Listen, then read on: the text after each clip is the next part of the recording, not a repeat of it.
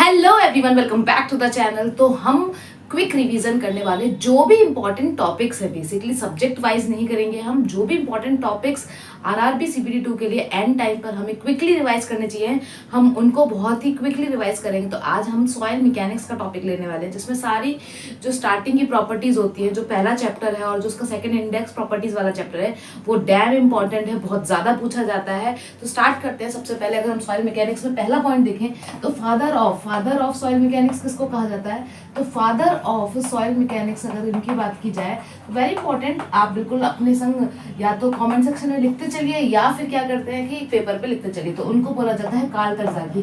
तो ये क्वेश्चन भी बहुत बार एग्जाम में पूछा गया है। तो फादर ऑफ अगर हम बात करते हैं फादर ऑफ सॉइल मैकेनिक्स, तो उनको बोला जाता है कार्ल तरज़ाकी। वैसे ही वहीं पे एक और चीज बहुत इंपॉर्टेंट है जिसको बोलते हैं हम geological cycle. Very important, one cycle is geological cycle. ये बहुत इंपॉर्टेंट है, बहुत बार एग्जाम में पूछा जाता है। तो एक पेरेंट रॉक होता है, पेरेंट रॉक के डिसइंटीग्रेशन होती है। पेरेंट रॉक बहुत तरीके से टूट सकती है। तो पेरेंट रॉक की कैसे कैसे वेदरिंग हो सकती है? एक पेरेंट रॉक है, ये या तो केमिकली ब्रेक हो सकती है, केमिकल वेदरिंग हो सकती है, तो इसी के बेसिस पे केमिकल वेदरिंग हो गई, या फिर एक फिजिकली हो सकती है, या फिजिकल वेदरिंग हो सकती है, या फिर बायोलॉजिकल वेदरिंग भी हो सकती है। तो तीनों तरीके की आपको वेदरिंग देखने को मिलती है। दैट मीन्स कि कितनी टाइप की वेदरिंग है, तो केमिकल वेदरिंग है, फिजिकल वेदरिंग है और बायोलॉजिकल वेदरिंग है। अगर हम फिजिकल वेदरिंग की बात करें, जैसे कि वाटर के कारण, अगर वाटर के वजह से, एयर के वजह से, ये जो फिजिकल एनिमल्स की वजह से, प्लांट्स के रूट्स की वजह से, प्लांट्स के रूट जो है उसमें फंस गया और वो रूट्स अगर बाद में हम डिसइंटीग्रेट करते हैं तो पेरेंट रॉक टूट सकता है। तो ये सब की वजह से अगर वेदरिंग हो रही है, डिसइंटीग्रेशन हो रहा है, तो वो फिजिकल वेदरिंग है। वहीं पे केमिकल वेदरिंग की बात करते हैं तो जैसे कोई भी कार्बोनेशन हो गया, या फिर अगर हम बात करते हैं कार्बोनेशन के बाद ऑक्सीडेशन हो गया, ये सब क्या है? हमारे केमिकल वेदरिंग है। वहीं पे अगर हम बायोलॉजिकल बात करें तो माइक्रो ऑर्गेनिज्म की वजह से, माइक्रोज जो ऑर्गेनिज्म प्रेजेंट होते हैं उनके डिकम्पोजिशन की वजह से, जो भी हमारे बायोलॉजिकल पैरामीटर्स हैं उनकी वजह से अगर वेदरिंग होती है तो बायोलॉजिकल वेदरिंग आती है। तो तीन टाइप की वेदरिंग हो गई। अब यहाँ पर एक और इंपॉर्टेंट पॉइंट क्या है? अगर जो पेरेंट रॉक अगर है उसी के पास जो वेदरिंग हुई, तो पहला स्टेप जियोलॉजिकल साइकिल का क्या हो गया? यहाँ पर हम साइकिल बनाएंगे।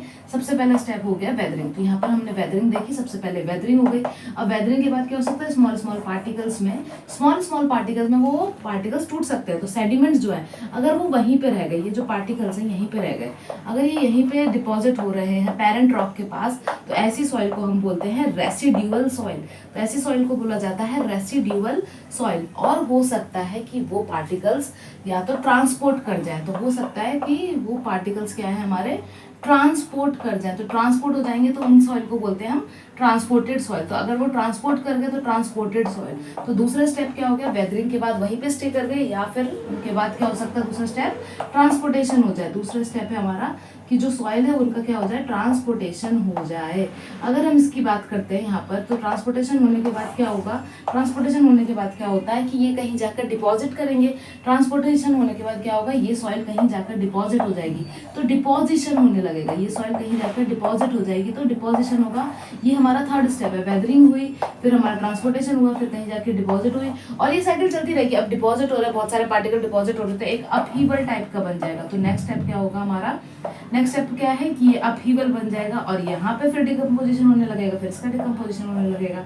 तो हमारा फोर्थ स्टेप क्या है? अपहीवल। और ये साइकिल क्या है? जियोलॉजिकल साइकिल है। इसको बहुत इंपॉर्टेंट है, ये पूछा जाता है। तो जियोलॉजिकल साइकिल। अब यहाँ पर हम बात करें तो हमने दो तरीके की सॉइल यहाँ डिवाइड कर ली। एक हो गया रेसिडुअल सॉइल, एक हो गया हमारा ट्रांसपोर्टेड सॉइल। अगर हम बात करते हैं ट्रांसपोर्टेड सॉइल में भी बहुत इंपॉर्टेंट चीजें पूछी जाती है।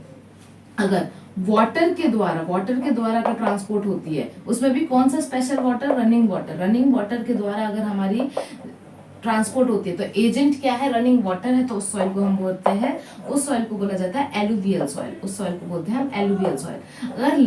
अगर लेक उसका एजेंट है, लेक अगर एजेंट है तो उसको बोला जाता है लैक्यूस्ट्राइन सॉइल। अगर हम लेक की बात करें, लेक अगर हमारा क्या है? एजेंट है, तो उसको बोला जाता है लैक्यूस्ट्राइन सॉइल। अगर हमारा जो सी है, सी वाटर अगर एजेंट है तो उसको बोला जाएगा marine soil. If sea water is a agent then it is called marine soil. तो हमने देखा कि एलुवियल सॉइल, लैक्यूस्ट्राइन सॉइल और मेराइन सॉइल। वहीं पे अगर हम बात करते हैं एयर, अगर एयर हमारा एजेंट है, अगर हमारे एयर की वजह से ब्लो होकर हमारी ट्रांसपोर्ट हो रही है सॉइल, तो उसको या तो हम बोलते हैं एविलियन सॉइल, अगर उसकी बात करें तो उसे बोला जाता है एविलियन सॉइल। एग्जाम्पल में सैंड ड्यून्स, सैंड ड्यून्स जो है ये एग्जाम्पल है, सैंड ड्यून्स बोल सकते हैं, या फिर लुइसिस, उसको और एक और नाम से जाना जाता है, लुइसिस के नाम से भी जाना जाता है। तो ये सब क्या है, एविलियन सॉइल। यहाँ पर अगर इनकी प्रॉपर्टी की बात करें, क्वेश्चन में पूछा जाता है एविलियन है मतलब हवा उड़ा के ले जा रही है, तो उसकी डेंसिटी कैसी होगी, लो। तो एविलियन सॉइल की जो डेंसिटी है वो लो डेंसिटी होती है, और कंप्रेसिबिलिटी आपको हाई देखने को मिलेगी, उसकी कंप्रेसिबिलिटी हाई होती है। वहीं पे अगर हम बात करें ग्लेशियर की वजह से भी, ग्लेशियर अगर एजेंट है तो उन सॉइल को बोला जाता है ग्लेशियल सॉइल। अगर ग्लेशियर अगर हमारा एजेंट है तो उसको बोला जाता है ग्लेशियल सॉइल, जिसके एग्जांपल है टिल या फिर ड्रिफ्ट। इनकी एग्जांपल की बात करें तो ये होते हैं हमारे टिल या फिर ड्रिफ्ट। ग्रेविटी की वजह से, जैसे कि आप देखोगे माउंटेनियस हिमाचल के साइड जाएंगे तो वहाँ पे लैंडस्लाइड बहुत कॉमन है, तो अगर ग्रेविटी की वजह से हमारी सॉइल ट्रांसपोर्ट हो रही है, ग्रेविटी की वजह से अगर सॉइल ट्रांसपोर्ट हो रही है तो उसको बोला जाता है कोल्यूवियल सॉइल। तो ग्रेविटी की वजह से अगर हमारा कौन है अगर हमारा रिस्पॉन्सिबल, ग्रेविटी, तो उसको बोला जाता है कोल्यूवियल सॉइल, या फिर उसको टेलस के नाम से भी जाना जाता है, टेलस भी जाना जाता है। तो ये कुछ इंपॉर्टेंट चीजें हैं, एक एक पॉइंट इंपॉर्टेंट है, एग्जाम में पूछा जाता है, वी कांट मिस इट। आपको भी क्विक रिवीजन में इसको बिल्कुल या तो लिखना है एक लास्ट पेज पे, जैसे शॉर्ट नोट्स के टाइप से आप एक पेज पे लिख सकते हैं, या फिर आप साथ में रिवाइज कर सकते हैं। नेक्स्ट टॉपिक की तरफ बढ़ते हैं। Now we will discuss the different point. एक और इंपॉर्टेंट पॉइंट है जो बहुत ज्यादा पूछा जाता है, तो कॉम्बिनेशन ऑफ सॉइल। जहाँ पर एक सॉइल होता है हमारा लोम सॉइल, अगर हम बात करें तो एक होता है हमारा लोम सॉइल, एक होता है हमारा क्लैशी सॉइल, और एक होता है हमारा क्यूमुलॉइड सॉइल। तो ये किस के कॉम्बिनेशन को हम ये सॉइल बोलते हैं। तो लोम सॉइल हमारा होता है सैंड, सिल्ट और क्ले। अगर हम बात करते हैं सैंड, सिल्ट और क्ले की बात करें तो इसके कॉम्बिनेशन को हम लोम सॉइल बोलते हैं। वहीं पे क्लैशी सॉइल की बात करें तो जो सैंड है हमारा वो ग्रेवल और सिल्ट और सैंड जो है हमारा, अगर हम बात करें ग्रेवल सिल्ट और सैंड की बात करें, इसके कॉम्बिनेशन को क्लैशी सॉइल बोलते हैं। और क्लूमुलॉइड सॉइल की बात करें तो हमारे में ऑर्गेनिक सॉइल होती है, एक होती है इनऑर्गेनिक सॉइल और एक होती है ऑर्गेनिक सॉइल, जिसमें कार्बन की जो मात्रा है वो हमें देखने को मिलती है, उस तरीके की सॉइल को हम ऑर्गेनिक सॉइल बोलते हैं। तो उसी का बेहतरीन एग्जांपल है एक मक सॉइल प्लस पीट सॉइल। तो मक प्लस पीट सॉइल के कॉम्बिनेशन को हम क्यूमुलॉइड सॉइल बोलते हैं। अगर हम बात करें एक और बहुत ही इंपॉर्टेंट सॉइल जो पूछी जाती है वो है black cotton soil. Black cotton soil के बारे में भी पूछा जाता है। ब्लैक कॉटन सॉइल क्या है? ब्लैक कॉटन सॉइल हमारे महाराष्ट्र के एरिया में मिलती है। नाम से पता चल रहा है कि किसकी एग्रीकल्चर के लिए बहुत इंपॉर्टेंट है, कॉटन की सॉइल के लिए हमारे लिए बहुत इंपॉर्टेंट है। इसमें एक मिनरल पाया जाता है, ये भी एग्जाम में पूछा गया है, मॉन्ट मोरिलो नाइट का एक हमारा मिनरल इसमें पाया जाता है, जिसकी वजह से क्या है, अगर वाटर कंटेंट इंक्रीज कर देंगे, वाटर की मात्रा हम इंक्रीज कर देते हैं, if we have increase the water content increase करने पे ये स्वेलिंग की प्रॉपर्टी शो करता है, स्वेलिंग देखने को मिलती है। वहीं पे अगर हम वाटर कंटेंट अगर हम इसका डिक्रीज कर देंगे तो यहाँ पर हमें श्रिंकेज की, तो मतलब हमें वॉल्यूम चेंज की प्रॉपर्टी देखने को मिलती है। इसमें वॉल्यूम चेंज देखने को मिलता है तो हमको क्या देखने को मिलेगा, श्रिंकेज की प्रॉब्लम देखने को मिलेगी।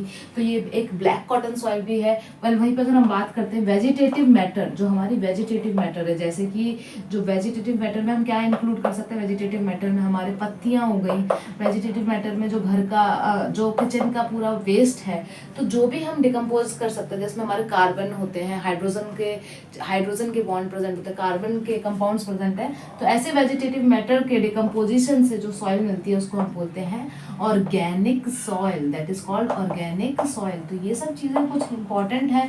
वहीं पर अगर हम साइज के बेसिस पे बात करें तो हमें पता है कि 75 माइक्रोन से छोटी होती है, जो 75 माइक्रोन से अगर पार्टिकल का साइज छोटा है तो वो हमारे फाइन ग्रेन सॉइल में आता है, 75 माइक्रोन से अगर बड़ा है तो वो हमारे कोर्स ग्रेन सॉइल में आता है। तो 75 माइक्रोन से बड़ा और 4.75 mm तक अगर बड़ा है, मतलब बेसिकली अगर हम बात करें 75 माइक्रोन से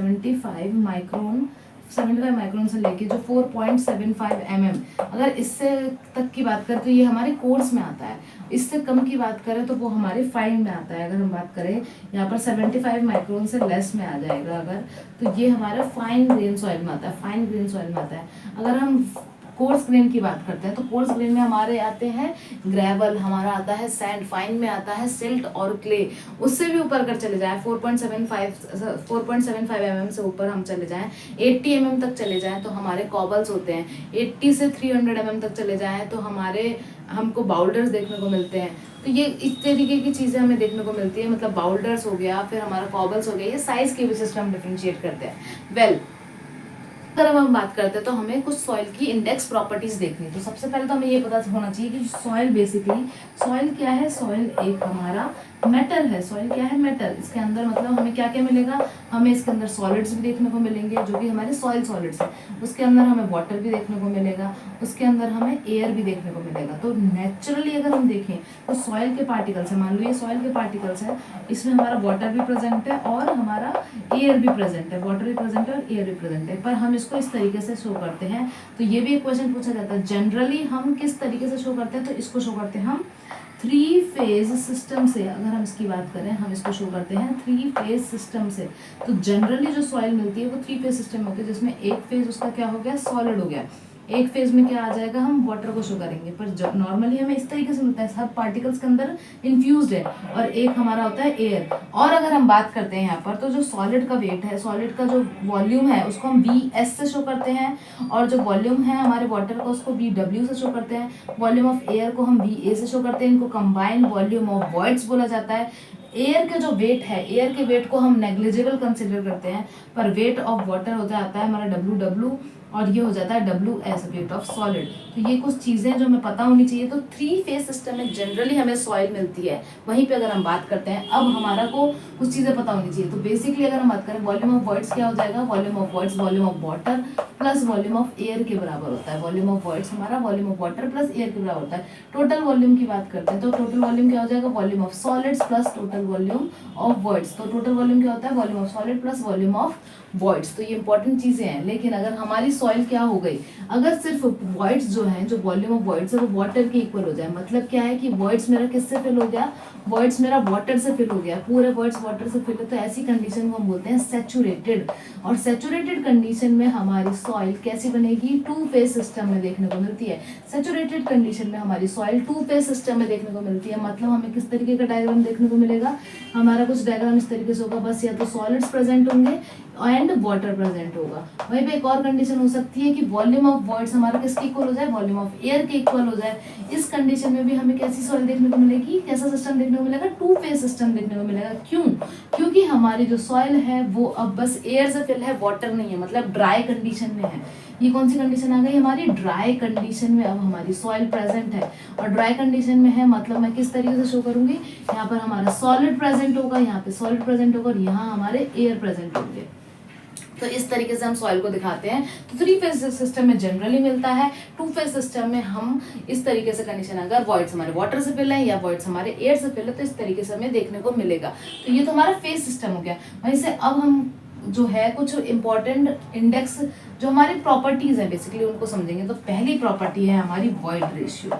अगर हम बात करते हैं वॉइड रेशियो की, तो वॉइड रेशियो जनरली हम किससे शो करते हैं, वॉइड रेशियो को हम दिखाते हैं ई से। वॉइड रेशियो हमारा होता है ई से, और ये किसका रेशियो है, ये रेशियो है हमारा volume of voids, volume of voids upon volume of solid, volume of voids upon volume of solid के रेशियो को हम वॉइड रेशियो कहते हैं। अब आप यहाँ देखो, अगर हम इसकी बात करें तो सॉलिड्स जो हैं, अब अगर मैं इसकी बेसिकली बात करते हैं वॉइड रेशियो की रेंज की, बहुत इंपॉर्टेंट है। अगर मुझे वॉल्यूम ऑफ वॉइड 0 करना है, मतलब वॉइड्स अगर मुझे 0 करना है, वॉइड्स अगर मैं 0 कर दूं तो वॉइड 0 है, तो ये सॉइल हम सॉइल मैकेनिक्स पढ़ रहे हैं, सॉइल की कंडीशन नहीं होती, ये किसकी कंडीशन होती है, रॉक की। तो हम वॉइड्स को 0 तो नहीं कर सकते, इसका मतलब ई की वैल्यू 0 से तो ग्रेटर ही होगी। अब क्या वो 1 के इक्वल हो सकती है, मतलब सारे वॉइड्स हट जाए और बस वो सॉलिड के इक्वल हो जाए, मतलब कि वॉल्यूम ऑफ वॉइड्स क्या हमारे सॉलिड्स के इक्वल हो सकता है, तो ये भी पॉसिबल नहीं है। तो हमारी जो वॉल्यूम ऑफ वॉइड की रेंज होती है वो होती है 0 से ग्रेटर। तो रेंज जो हमारे वॉइड रेशियो की रेंज होती है वो क्या होती है, E is always greater than 0। Important पूछा जाता है। तो वॉइड रेशियो क्या हो गया हमारा, volume of voids upon volume of soil solid. वहीं पे अगर हम बात करते हैं, एक और इम्पॉर्टेंट टर्म इसी से रिलेटेड है, जो वॉल्यूम ऑफ वॉइड से रिलेटेड है, लेकिन अब यहाँ पे क्या हुआ, हमने इसको नाम दिया पोरोसिटी, और यहाँ हमारा डिनोमिनेटर चेंज हो गया। यहाँ पे क्या होता है, डिनोमिनेटर चेंज हो गया, वो हो गया volume of voids upon total volume. Total volume अगर हम डिवाइड करेंगे तो हमारी हो जाती है पोरोसिटी। और वहीं पे अगर पोरोसिटी के हम यूनिट की बात करें, पोरोसिटी की रेंज की बात करते हैं, तो पोरोसिटी की रेंज हमें क्या देखने को मिलती है, 0 के इक्वल या फिर उससे ग्रेटर, 0 के इक्वल या उससे ग्रेटर, और 1 से लेस और या फिर उसके इक्वल। तो हमको ये रेंज देखने को मिलती है हमारी पोरोसिटी में। एक रिलेशन इंपॉर्टेंट है पोरोसिटी और वर्ड रेशियो के बीच में, जो रिलेशन है, ये क्विक रिवीजन है तो हम प्रूव करके नहीं देखेंगे। एक होता है E equals to n upon 1 minus n, याद रखना है, बहुत इंपॉर्टेंट है। वहीं पे एक और रिलेशन होता है N is equal to E upon 1 plus E, E upon 1 plus E। तो ये दोनों रिलेशन बहुत इंपॉर्टेंट है। आगे वाटर कंटेंट क्या होता है और सारी डेंसिटीज क्या होती है, हमारी degree of saturation, air content, इन सबको समझने वाले हैं नेक्स्ट लेक्चर में। So stay tune, keep learning, keep watching. और हमारे प्री-वाईक्यू के जो सेशन है वो बहुत ही बेहतरीन लेवल से हम अपडेट कर रहे हैं, जरूर जाके देख लीजिएगा। बेहतरीन लेवल के क्वेश्चन आपसे मिस नहीं होने चाहिए। और प्लीज कमेंट सेक्शन में अपना फीडबैक जरूर दीजिएगा। Thank you so much for watching, like and subscribe our channel.